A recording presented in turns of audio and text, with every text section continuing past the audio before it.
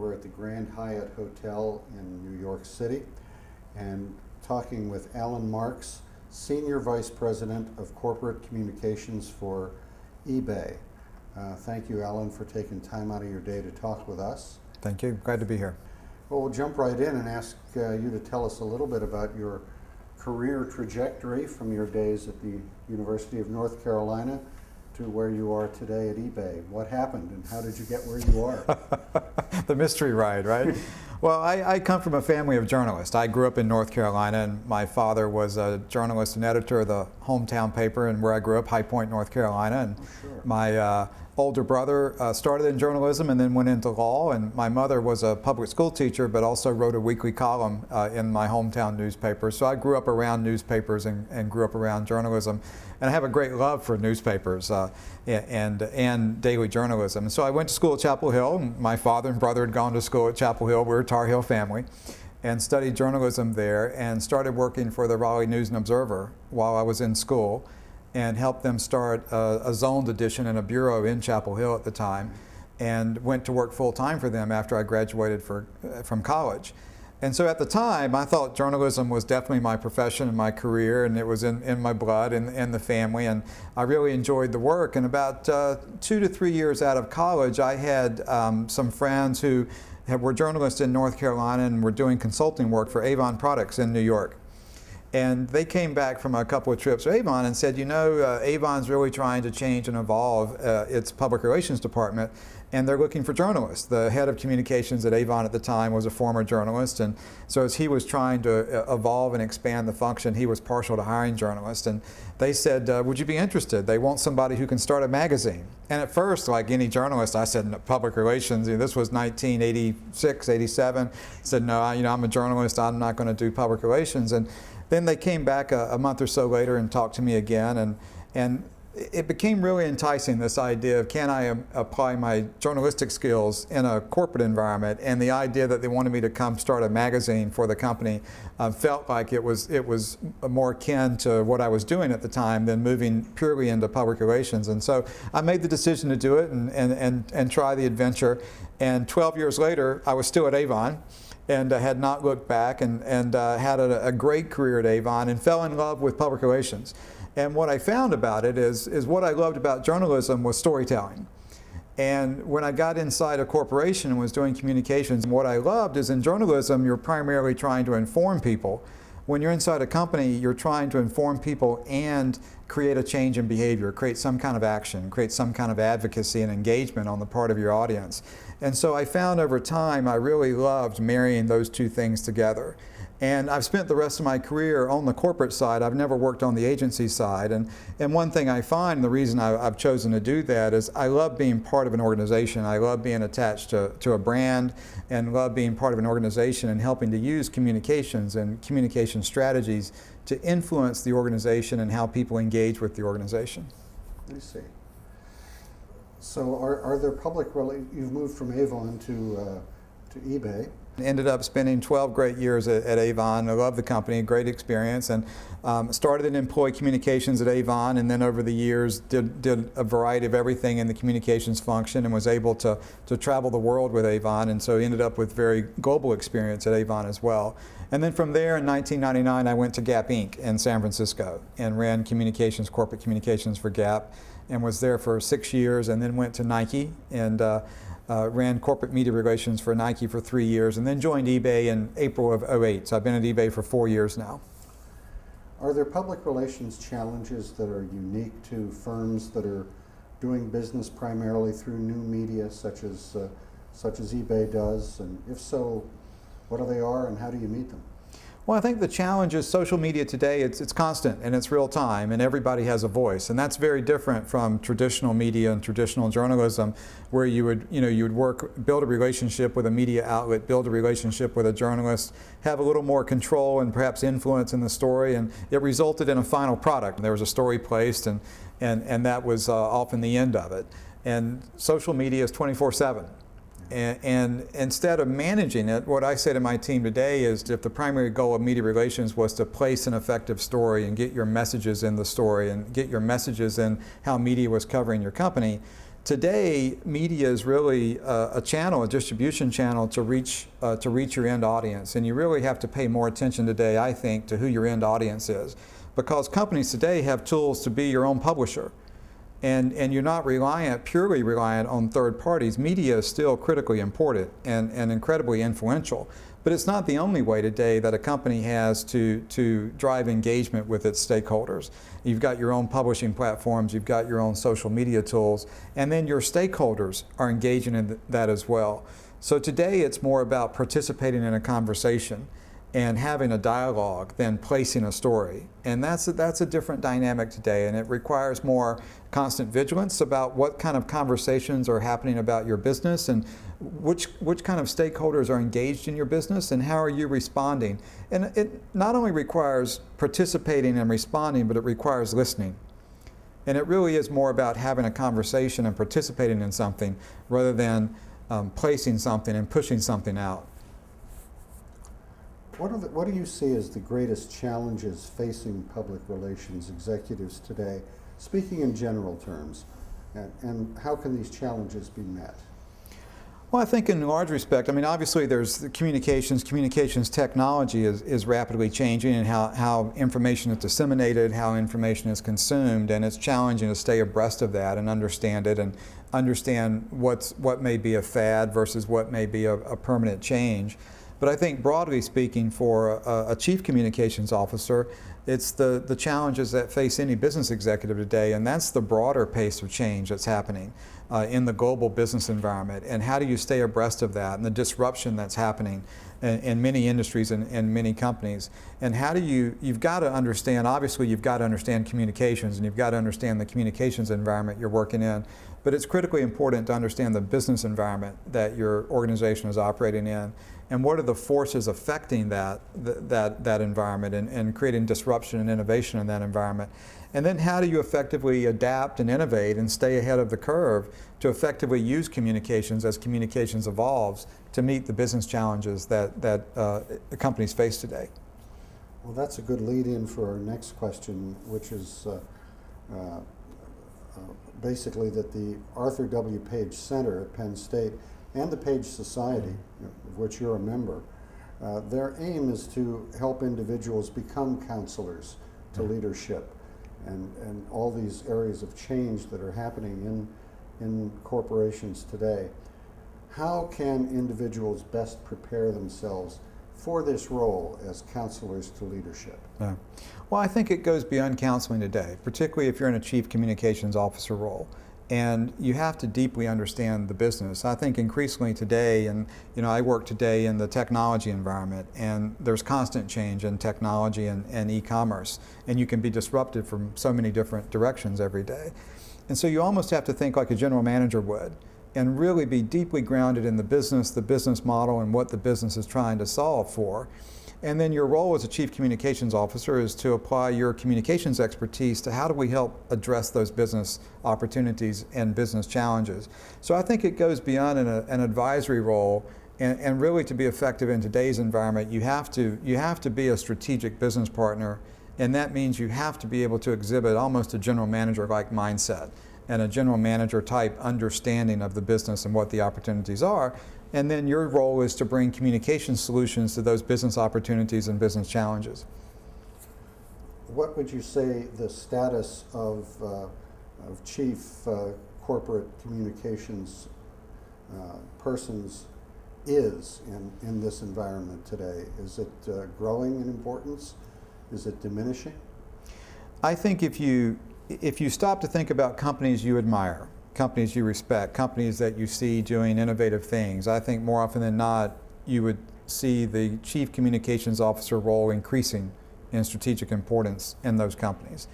Our profession is rapidly changing and rapidly evolving, so every company is structured a little differently and modeled a little differently. But when I look across industries and across our competitive set and across the global business environment, companies that I see innovating and really driving effective change both with their employees and with their broader group of stakeholders, typically in those companies the chief communications officer role is increasing in strategic importance, not diminishing. What do you feel are the keys to building trust and credibility within an organization? Authenticity. And it's something that's the Arthur Page Society has been advocating. I think that's essential. Authenticity, transparency, what we talked about earlier with social media. Everybody's got a communications platform today. I think there are no barriers anymore. There's no internal, external. Their communications crosses easily throughout a company and across borders and across geographies, across audiences. And so you've got to be authentic. You've got to come across as transparent and real and honest, because otherwise somebody's going to call you out on it. Somebody's going to refute what you're saying or disagree with what you're saying. And today they've got a platform to do that and give themselves a voice to do that. And so that authenticity piece is important. And for a lot of companies, that's a significant change, where the business environment has grown up, where it's more of we control the message, we manage the message, we push out messages. It's a very different environment to say, I'm participating in a conversation now about my business, and I understand that many stakeholders now who are connected to my organization and my enterprise have the power to have a voice and build an audience around my business and what I care about. And so it's a different dynamic to sit back and say, well, how do I participate in that and listen to that and understand that, versus how do I manage a message and how do I push out a message to audiences? Do you think that senior management is understanding this change? And I'm not talking about at any specific company, but in general. Again, I think the change is happening right before our eyes, and so it depends on what company you're looking at, what industry you're looking at. I think everybody is starting to understand how social and how technology is influencing everything. And so I don't see social media, for example, as just a channel. I see social media as an idea, a way we engage with each other that is starting to influence every aspect of our lives and every aspect of our business environment. And I think more and more executives are getting that. So social media is not just Twitter or let's throw up a Facebook page. Social media is a way of operating and a way of communicating, because it influences the way we connect with each other and the way we engage with each other. And again, depending on what company you're looking at or what industry you're looking in, I would go back to, I think if you look at a company where you say, wow, I really respect that company, I respect that brand, I trust that brand, I trust that company seems to be innovating. I think if you looked underneath the hood, those would be companies where the senior leadership team truly does understand the fundamental changes that are going on in the world and how those fundamental changes are affecting the way we communicate with each other and communicate on a global basis. Do you think that it is important for a corporation to have an ethical mission statement or a credo? Is that useful? Absolutely. I think a company, you have to know who you are, and you have to be able to define that to your stakeholders and certainly to your employees and to your customers, to all your stakeholders. And that means you need to have a defined ethics statement, you need to have a defined purpose, a set of values, a mission. Getting that down on paper is critically important, because it codifies who you are and what you believe in and what you stand for. And in today's world where authenticity is so important, you've got to be clear about what you believe in and what you stand for. And it creates a roadmap for the organization. In a very complex business environment, in a very complex global environment, having a clear roadmap around what we believe in and what we stand for and what we will do and not do, those are important guideposts for employees out there all over the world making decisions every day in a very, very complex, very fast-changing environment. Beyond mission statements or credos, should ethics training be provided for corporate staff? Oh, I think ethics training should be provided for all employees in a company, and it's an ongoing challenge. We do it on an annual basis, and in our company we have online training modules that people are required to go through in a certain defined time period, and there's a set of materials that are refresher courses, and each year we add new modules to that, and we ensure full compliance to that. And I think that's one step of it. You have to make sure employees are not just going through the motions of the training, but are really internalizing what the training is about and what the company stands for. And again, for a company like eBay, we operate in a global, dynamic, rapidly changing environment. And employees are faced with complex decisions every day. And if they don't understand what we believe in, what our ethics policies are, what we value, they're not well equipped to make the right decisions that are consistent with who we are as a company and consistent with our brand and our values. What education or previous professional experience would best prepare a person for the rigors of ethical decision making? That's a good question. I think part of it is certainly there's training and education, but there's also real life experience. And I think it's important, whatever your academic background is or whatever your formal training is, you've got to be able to marry that with what the real business world is, and where do you find the balance, and are you looking at real case studies, and are you looking at examples in your own company?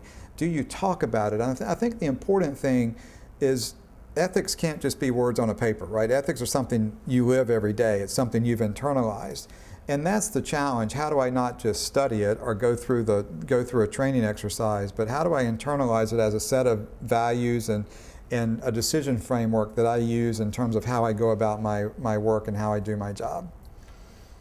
How important would you say that mentoring is to the fostering of ethical decision making in the workplace? Well, I think, again, it's critically important. And I think mentoring in general, I think if you're looking to develop a strong, robust career, one thing you should always do in all stages of your career is develop mentoring relationships.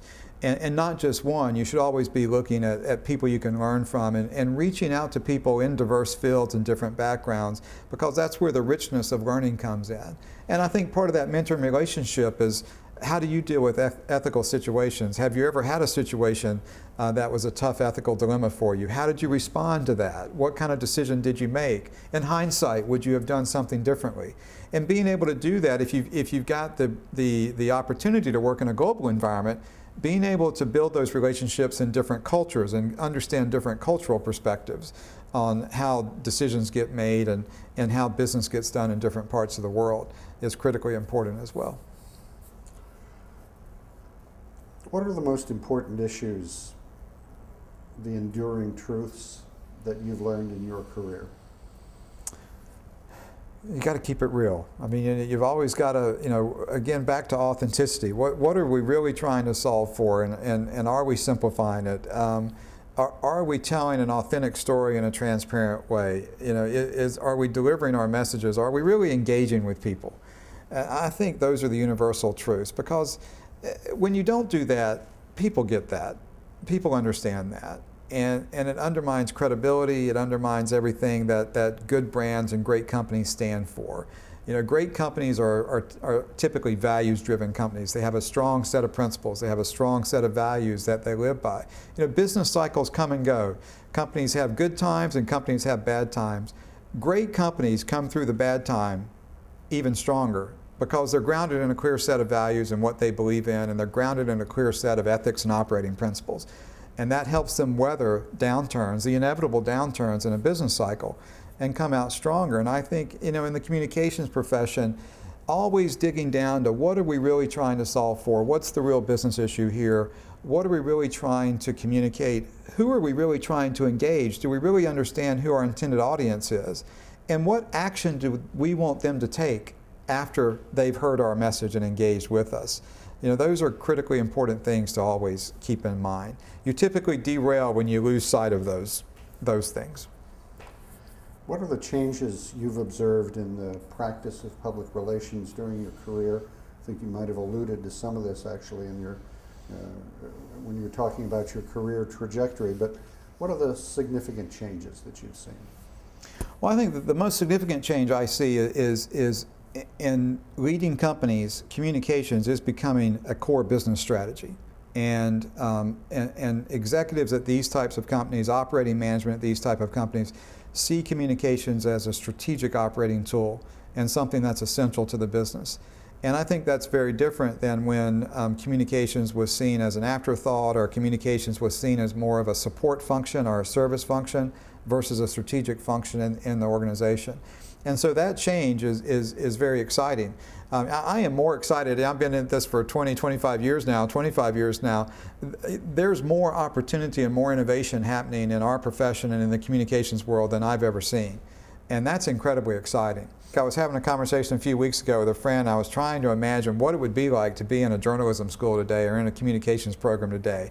And I think it would be an extraordinary thing, because the opportunities you have as someone just starting out your career are exponentially greater than when I was going through school. When I was going through school, you either pick the editorial track or the advertising track. Yeah. And if you're on the editorial track, are you going into newspapers or are you going into broadcast? Right. And now it's like, well, how do I want to communicate? Do I want to be my own media outlet? You know, I'll create my own blog and I'll be my own publisher and I'll create my own audience. Or how do I engage? How do I help shape new media? It's an incredibly exciting time. And I would encourage people just starting out in their career to embrace that. And one thing that I see now, you know, being this far into my career, is you never stop learning, right? And there are a lot of external factors forcing you to reevaluate and rethink the way you do things. But I guess another universal truth is you've always got to fight complacency and inertia, right? You push yourself to innovate. Because that's what will help you grow and develop, and it'll make you a better communicator, and it'll make the organization you're working for a better organization. Always figure out where the next innovation is coming from and drive for that. Are there any things that you'd like to talk about in terms of ethics in public communication that we haven't talked about? I was at the Edelman Trust Barometer event at Davos, and it is certainly distressing to see how corporations are perceived and the lack of trust with government officials and CEOs that show up in the Trust Barometer every year. And I think that's, if there is a critical issue facing our profession, it's that broad issue of trust.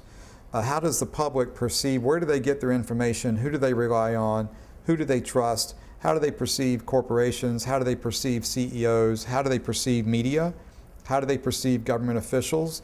And we play a critical role in all of that. And as communication professionals, how are we seen when we talk about something, when we represent our organizations?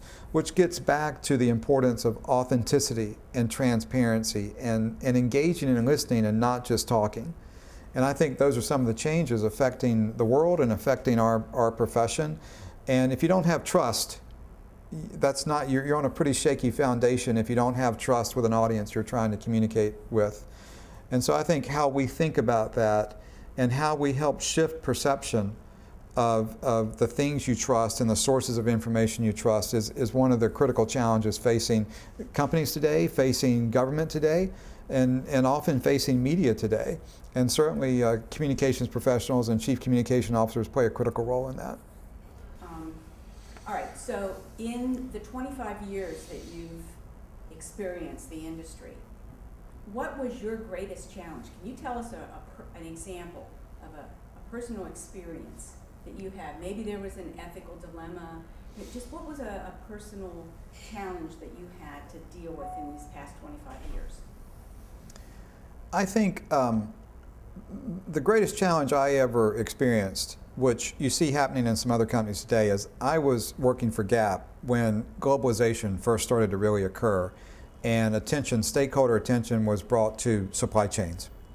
And for Gap in the apparel industry, it was about the issue of sweatshop labor in apparel factories. With Gap and Nike, I spent almost a decade working for those two companies, and in the 1990s and into the first decade of this century, Gap and Nike were poster children, so to speak, of those issues in the apparel and footwear industries. And initially, that was an enormous communications challenge because globalization was really just starting to be understood. And some stakeholders early on were very savvy about focusing on brands to draw attention to the issue. And how you respond to that, how you understand what's the reality on the ground. When the business model was often, and you see this today, the business model was those are third-party manufacturers. If you go back 20 years, the business mindset was those are third-party vendor relationships. Those are not my employees or my factory. So how do I deal with this?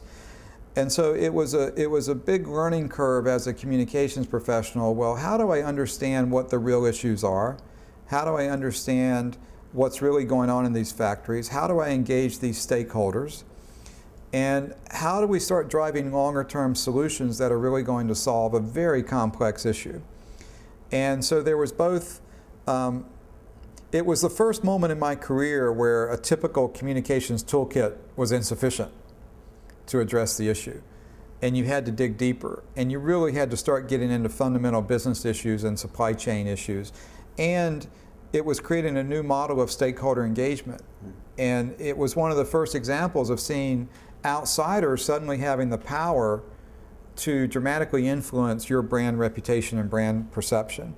And so that was a great learning experience for me, and I'm very proud to have worked for 2 companies that became leaders in how these issues were being dealt with on a global basis. And then you see these issues still with us today and emerging in other industries as we move forward. And so that was my first experience where there was a disruptive force happening in a business and happening in the outside world that was affecting, having brand and reputational impacts above and beyond the normal business environment. That forced me and the people around me to rethink the way we approach a problem and to adopt a longer term view about how these issues are solved and again, how you create new models of stakeholder engagement, which again, the exciting thing about the work at Arthur Page today is Arthur Page is trying to further the thinking and discussion around that, around what are new models of engagement and how should corporations think about their stakeholder community and how do you drive engagement that results in advocacy. And for me, that's exciting because I feel like my learning in that started 20 years ago. When these issues first started to surface. Alan Marks, thank you. Thank you.